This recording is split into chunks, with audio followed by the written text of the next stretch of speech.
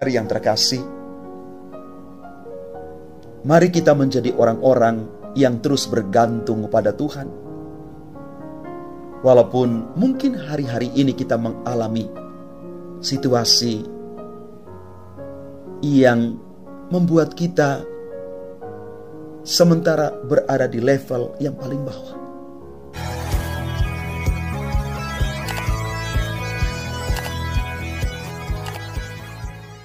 Salam Bapak Ibu, saudara dan saudari, sahabat-sahabat garam dunia yang terkasih. Yeremia di dalam bacaan pertama hari ini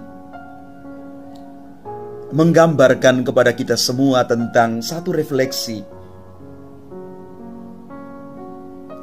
Bagaimana orang yang tidak dianggap di tengah lingkungannya menjadikan dia terluka. Di dalam ayat ke-10 Yeremia menulis begini, "Aku telah mendengar bisikan banyak orang. Kegentaran datang dari segala jurusan. Adukanlah dia. Mari kita mengadukan dia. Semua sahabat karibku mengintai apakah aku tersandung jatuh. Kata mereka, barangkali ia membiarkan dirinya dibujuk sehingga kita dapat mengalahkan dia dan dapat melakukan pembalasan kita terhadap dia." Ini satu gambaran yang miris rasanya ketika orang yang tidak dianggap itu mengalami satu situasi penolakan yang luar biasa. Bahkan bisa jadi situasi yang terjadi pada orang-orang yang tertolak ini justru dijadikan sebagai bahan pembicaraan, dijadikan bahan lelucon, dan orang-orang merasa bahwa hal ini biasa. Bapak Ibu, mari kita memposisikan diri kita di posisi orang yang tidak dianggap tadi. Bagaimana perasaan kita? Dia terluka. Bahkan mungkin ada orang yang siap untuk melakukan perlawanan, pembelaan. Tetapi kadang-kadang orang-orang ini diam di dalam luka mereka yang dalam. Karena mereka mungkin merasa bahwa tidak perlu yang namanya klarifikasi.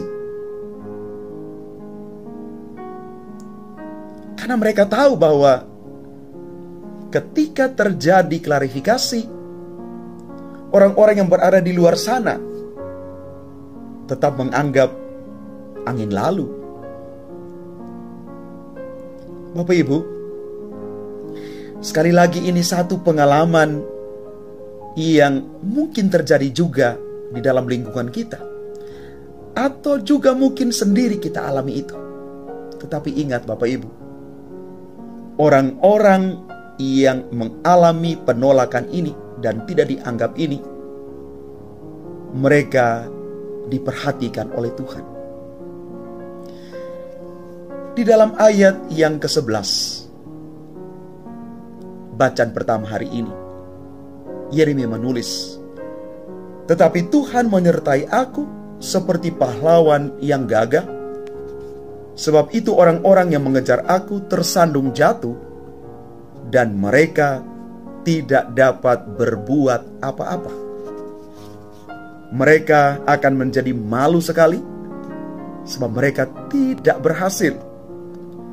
Suatu noda yang selama-lamanya tidak akan terlupakan." Bapak Ibu saudara dan saudari yang terkasih, Yeremia melukiskan gambaran pertolongan Tuhan ini luar biasa indahnya. Maka kalau kita merenung lebih dalam dan membaca seluruh bacaan pertama hari ini,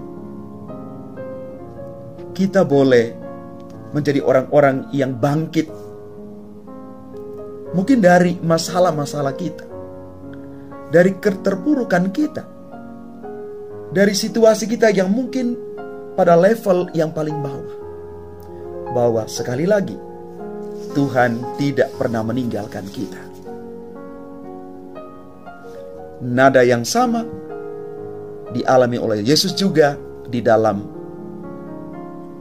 gambaran Injil Yohanes bab 10 ayat 31 sampai dengan 42. Walaupun Yesus ditolak karena dia menyamakan dirinya dengan Bapa sebagai putra Allah,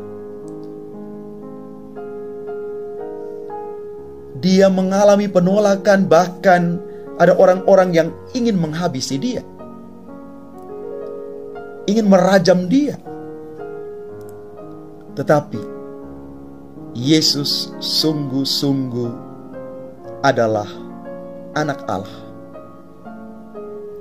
Dia melakukan segala mujizat, karya baik, karena dia datang dari Allah. Dan dia sungguh-sungguh adalah Tuhan. Bapak, Ibu, Saudara, dan Saudari yang terkasih, mari kita menjadi orang-orang yang terus bergantung pada Tuhan. Walaupun mungkin hari-hari ini kita mengalami situasi